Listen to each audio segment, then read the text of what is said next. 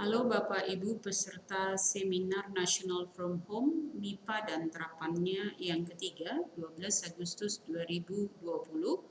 Saya Henriette LOH akan mempresentasikan hasil penelitian kami yang berjudul hubungan panjang dan berat dan faktor kondisi ikan asing lohan merah Amphilopus labiatus Gunther 1864 di Danau Sentani, Indonesia.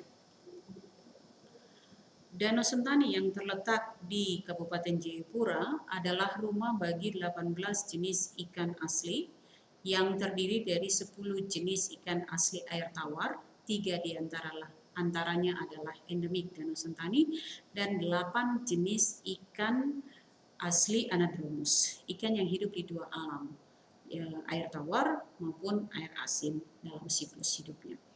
Di awal tahun 1937, FAO dan UNDP melakukan program stocking ikan-ikan asing ke berbagai ekosistem perairan tawar di Papua, sungai dan danau, dengan tujuan menyediakan ikan-ikan konsumsi yang cepat berkembang biak, termasuk ke Danau Sentani. Sejak saat itu, jenis-jenis ikan asing di Danau Sentani semakin meningkat. 10 tahun terakhir, jenis dan populasi ikan asing semakin mendominasi di Danau Sentani. Secara khusus adalah ikan asing lohan merah Amphilopus labiatus yang kemudian menjadi ikan asing yang paling dominan dan paling melimpah di Danau Sentani. Bahkan 50% biomasa ikan di Danau Sentani saat ini adalah ikan asing. Oleh karena itu, pada penelitian ini kami melihat aspek biologi ikan Amphilopus labiatus di Danau Sentani, secara khusus adalah hubungan panjang dan berat ikan dan faktor kondisi ikan ini di Danau Sentani. Penelitian ini dilaksanakan di Danau Sentani di 6 lokasi, satu di selatan, kemudian 2 lokasi di timur danau, 2 lokasi ada di bagian tengah danau, dan 1 lokasi ada di sebelah barat pada bulan Juni sampai Agustus 2019. Ikan dikoleksi menggunakan jaring insang. Kemudian jaring ini diletakkan di satu titik di setiap lokasi, kemudian diulang sebanyak 3 kali selama 3 hari berturut-turut. Jaring dipasang di masing-masing lokasi pada sore hari sekitar pukul 16 sampai 18.00 dan ikan dikoleksi pada keesokan harinya pada pagi hari sekitar jam 7 sampai jam 9 pagi. Ikan kemudian diidentifikasi berdasarkan ALEN 1991, kemudian dikelompokkan berdasarkan kelompok ikan asli dan ikan introduksi, dan dihitung jumlah individu per jenis. 20 individu ikan Amphilopus labiatus dipilih untuk diukur panjang, berat, dan diukur panjang dan lebar, dan ditimbang berat badannya. Kemudian diawetkan di dalam larutan formalin 10% selama 3 hari. Setelah itu dicuci bersih dan dilakukan pengamatan aspek-aspek biologi, termasuk mengukur kembali panjang dan lebar tubuh dan menimbang kembali berat tubuh ikan ini. Analisa data yang kami lakukan terhadap ikan ini melihat hubungan panjang dan berat ikan Amphilopus labiatus dengan persamaan seperti tertera pada slide kami. Nilai B pada analisa data ini menunjukkan pola pertumbuhan ikan. Jika nilai B sama dengan 3, maka pola pertumbuhan ikannya adalah isometrik. Jika tidak sama dengan 3, maka pola pertumbuhan ikan ini adalah alometrik. Kemudian kami melakukan t-test untuk melihat apakah pola pertumbuhannya positif ataukah negatif terhadap panjang dan lebar tubuh ikan. Kemudian nilai R perhitungannya adalah menunjukkan apakah hubungan panjang dan berat ini kuat atau tidak. Jika hasilnya mendekati 1, hubungan panjang dan beratnya kuat, sedangkan mendekati 0, hubungan panjang dan beratnya lemah. Sedangkan faktor kondisi kami hitung berdasarkan persamaan yang dapat dilihat pada slide kami. Jika hasil perhitungannya nilainya mendekati 1, maka kondisi ikan tersebut baik di habitatnya. Jumlah individu ikan Amphilopus labiatus yang diukur panjang, lebar, dan ditimbang berat badannya sebanyak 345 individu yang terdiri dari 264 individu jantan dan 81 individu betina. Dari hasil pengukuran panjang dan lebar serta berat ikan, kami dapati bahwa hasil pengamatan untuk berdasarkan jenis kelamin diperoleh bahwa ikan jantan ukurannya lebih besar, baik berat maupun panjang tubuhnya dibandingkan dengan ikan betina. Nah, hasil perhitungan nilai B kami dapati bahwa nilainya tidak terlalu berbeda antara jantan dan betina, berkisar antara 3,19 sampai 3,20. Nilai R kuadratnya pun tidak terlalu berbeda, berkisar antara 0,84 sampai 0,87. Artinya bahwa kedua ikan ini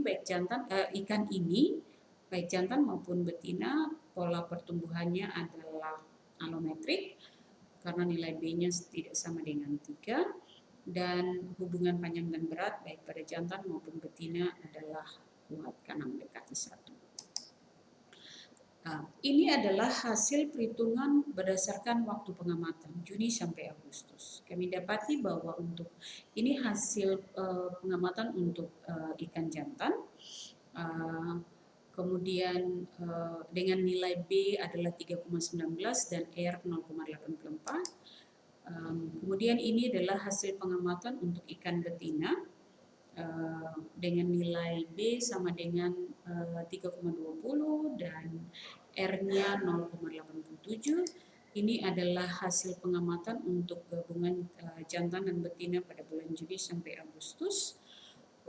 Didapati bahwa nilai B-nya adalah 3,19 dan nilai R-nya adalah 0,85. Artinya bahwa dari bulan Juni sampai Agustus per bulannya ikan ini menunjukkan bahwa pola pertumbuhannya adalah alometrik karena nilai B-nya tidak sama dengan 3 dan hubungan panjang dan beratnya adalah kuat mendekati 1. Hasil pengamatan kami terhadap faktor kondisi menunjukkan bahwa tidak ada perbedaan statistik antara rata-rata faktor kondisi antara jantan dan betina. Jadi pengamatan untuk jantan dan betina menunjukkan bahwa faktor kondisinya berkisar antara 0,64 sampai 2,03 untuk jantan dan 0,67 sampai 1,19 untuk betina. Dengan nilai rata-rata 0,97 untuk jantan dan 0,94 untuk betina. Artinya nilainya mendekati 1. Jadi baik jantan maupun betina kondisinya baik di Danau Sentani. Jika kita lihat per bulan, maka didapati bahwa nilai rata-ratanya pada bulan Juni di atas 1, pada bulan Juli mendekati 1, dan kisarannya hampir mirip antara jantan dan betina. Tetapi pada bulan Agustus terdapat perbedaan yang cukup besar di mana betina nilai faktor kondisinya range-nya cukup rendah dari 0,36 sampai 0,53 dan rata-ratanya 0,41. Kemungkinan pada saat ini adalah akhir dari masa bertelur, perkembangbiakan, sehingga faktor kondisi ikan ini lumayan rendah. Dari hasil penelitian kami dapati bahwa pola pertumbuhan ikan Amphilopus labiatus di Danau Sentani adalah alometrik positif, B lebih besar dari 3, yang artinya bahwa pertambahan berat ikan ini lebih cepat daripada pertambahan panjang tubuhnya. Nilai B 3,19 sampai 3,20 berada pada kisaran nilai B yang umum pada ikan, yaitu 2,5 sampai 3,5. Kemudian faktor kondisi ikan Abeliabiatus di Danau Sentani menunjukkan bahwa kondisi ikan jantan lebih baik dari kondisi ikan betina. Dengan nilai rata-rata 0,97 untuk jantan dan 0,94 untuk betina, artinya bahwa ikan jantan maupun betina kondisinya baik di Danau Sentani. Selanjutnya, faktor kondisi untuk pengamatan per bulan menunjukkan bahwa ikan betina faktor kondisinya relatif rendah di bulan Agustus. Setahu kami ini adalah penelitian pertama untuk aspek biologi khususnya hubungan panjang dan berat dan faktor kondisi ikan Amphilophus labiatus di Danau Sentani. Penelitian lanjutan yang kami rekomendasikan dilakukan adalah melihat faktor kondisi hubungan panjang dan berat dan aspek-aspek biologi ikan ini di Danau Sentani secara menyeluruh pada siklus hidup yang lengkap selama 1 tahun. Demikian penelitian kami menyampaikan terima kasih banyak kepada Kemenristek Dikti yang memberikan dana untuk penelitian ini pada skim penelitian dasar unggulan perguruan tinggi. Kami juga menyampaikan terima kasih kepada masyarakat dari 6 kampung di Danau Sentani yang membantu kami melakukan penelitian.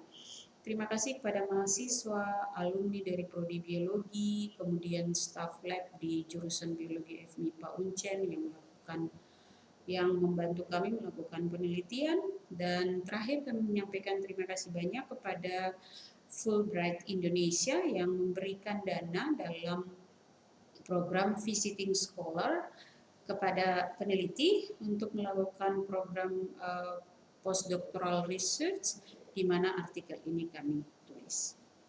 Demikian, terima kasih banyak atas perhatian dan perhatian Bapak Ibu, dan terima kasih banyak untuk kesempatan menyampaikan presentasi hasil penelitian kami pada seminar nasional MIPA dan terapannya yang ketiga, Fakultas MIPA Universitas Cendrawasih.